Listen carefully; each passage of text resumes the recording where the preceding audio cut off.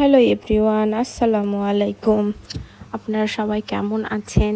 আমি নূপুর আপনাদের মাঝে আজকে আলুর পাকোড়া রেসিপি নিয়ে আসলাম। প্রথমে আলুগুলো ঝুরি করে কেটে নিতে হবে।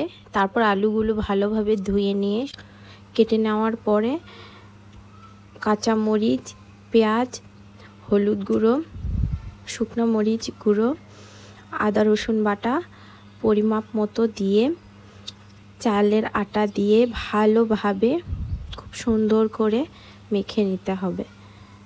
তারপর কড়াইয়ে তেল দিয়ে গরম তেলে পাকোড়াগুলো দিয়ে ভালো করে ভেজে নিতে হবে।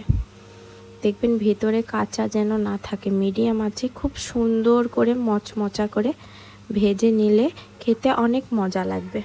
এভাবে আপনারা বাসায় তৈরি করে খেয়ে দেখবেন, অনেক মজা টমেটো সসের সাথে। Thank you so much for watching my video.